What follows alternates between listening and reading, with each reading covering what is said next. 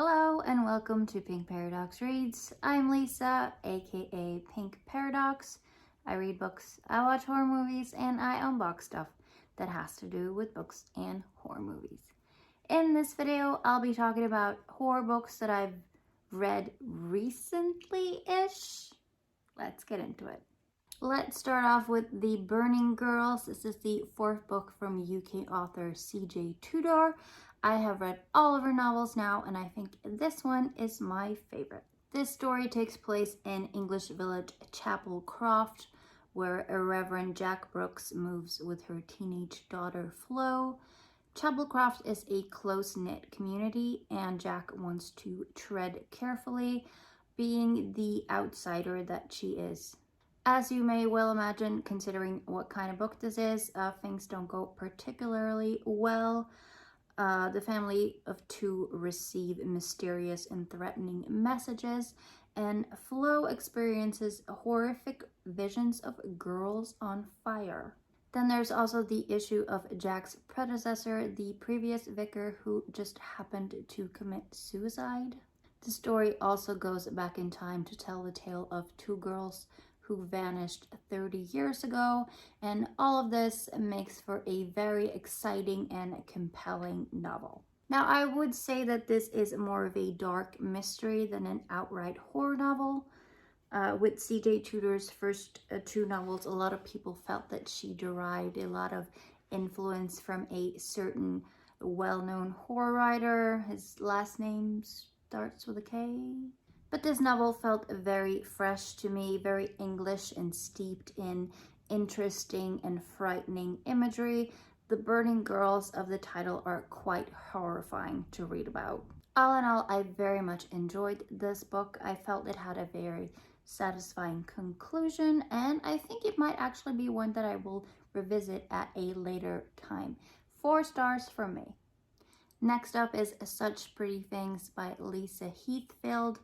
I am guilty of sometimes picking up books based on what the cover looks like, and that is definitely the case with this one. I got it solely because of the creepy front image. I was not familiar with Lisa Heathfield's work previously. She is known for her books for a younger audience, and this is her first novel for adults. Such Pretty Things is set in Scotland in the mid-50s. And Clara and Stephen is sent to live with their aunt and uncle after their mother has an accident, and their father is left unable to take care of them on his own. The remote house and its vast garden seem very intriguing and exciting to the children at first when they arrive, but it soon becomes more and more clear that their auntie, who's absolutely delighted to cook for and dote on and dress Clara and Stephen, she's sitting on her fair share of secrets. And why doesn't their uncle want to see them, like, ever? I was really pleasantly surprised by Such Pretty Things. I was expecting a fairly standard gothic Scottish countryside story, but what we get here is a whole lot darker. We're not told exactly what has happened to the children's mother, but details surrounding her accident start to surface as the story progresses. Clara becomes more and more upset at Stephen, sort of forming a new personality under his new auntie's influence. I thought this book was beautifully written. It is slow, yes, but the writing is full of deliciously dark detail. It was deeply unsettling to me. The ending is one that will stay with me for a very long time, so I am also giving Such Pretty Things 4 stars. Then a book that I read on Kindle, Things Have Gotten Worse Since We Last Spoke by LaRocca. Sometimes a book comes along that causes a stir in the horror community, and Things Have Gotten Worse Since We Last Spoke is definitely a good example of that. It has been talked about a lot and garnered very high praise, and once again, the cover image really drew me in, but where Such Pretty Things was kind of creepy, this one takes things to a whole disturbing new level, I think. Unfortunately, the cover was the thing that I liked the most about this novella. The book is sort of set up as a police report with certain elements of it redacted, so there are details that we as readers are not privy to. It contains two women, Agnes and Zoe. It is set in the early 2000s, and Agnes has an antique apple peeler that she is trying to sell through an online forum on an LGBTQ plus website, and this is how she initially meets Zoe.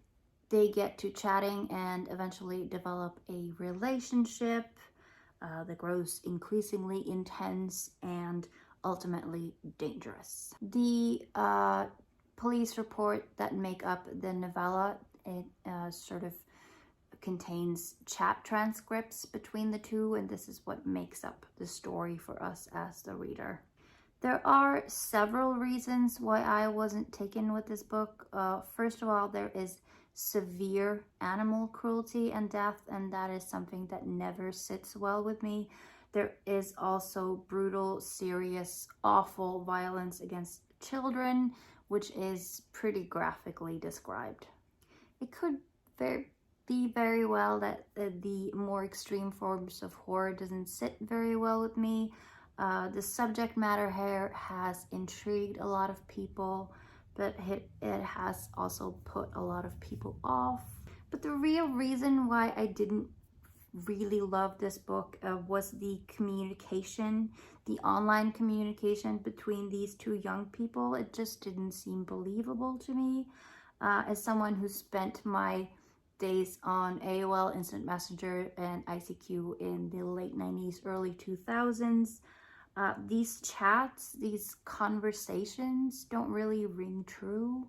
The writing is often beautiful, but it just didn't feel very plausible, very realistic. I also think that things escalated really quickly, and in that regard, I feel like things have gotten worse since we last spoke. Would have worked better as a full-length novel. I ended up giving Things Have Gotten Worse Since We Last Spoke 2 stars. Now over to a book that I have mentioned many times on the channel before. It popped up in my summer book haul video. It was in one of my Abominable Book Club videos, and now I am finally ready to talk about it for reals. I am, of course, talking about The Final Girls Support Group by Grady Hendrix. As I have mentioned again many times before, he is my contemporary favorite horror author. He has blown me away previously with heavy metal bands who've had their souls sold to the devil, Southern housewives battling vampires, and quite frankly, hilarious and very unexpected Scandinavian furniture names. This might actually be my favorite Grady Hendrix novel so far, and it's about a theme that is near and dear to my heart, the slasher movie. In The Final Girls Support Group, we are presented with the reality in which slasher series we know, and in some cases love, are all based on horrific real-life attacks by awful real-life killers. Left in the wake of these horrifying ordeals are the final girls. They were once teenage girls defeating cold-blooded sadistic murderers. Now they are middle-aged women coming to a support group led by a psychologist. The only people who can fully comprehend the trauma that these girls have been put through are their fellow, now final women. But now their group is starting to show cracks. Several of the girls announced that they want to leave, and then out of the blue, one of them is murdered. Lynette, our main final girl, she is certain that they're all in danger, but is her paranoia and deep-rooted anxiety getting in the way of the real truth? Is Lynette actually the one the girls that should be afraid of? This book was just pure perfection for me. It blended my love of horror movies with an engaging and exciting story and a main character that I just really felt for. I could feel Lynette's anxiety, her loneliness, her wanting a sense of belonging and a need to keep all other people at bay. Her relationship with Fine, her final plant, was also something that made me like her as a character even more because I am a plant parent. Throughout the books, there are facsimiles from books and magazine articles that sort of help explain the world we are faced with in the book. They are all nicely done. The Rue Morgue articles look like actual Rue Morgue articles, and the layout and everything, they're just another one of those special Grady Hendrix touches. This is absolutely my favorite read of the year so far. I gave this 5 stars. Finally, I want to talk about another book by one of my favorite horror authors, Survive the Night by Riley Sager. Riley's books have become summer staples for me, summer read staples. I've read each of his novels as the summers have gone by, and I had an awesome reading experience with Lock Every Door 2 years ago. I read that in my hammock with a icy cold drink in my hand, and it was just summer reading perfection.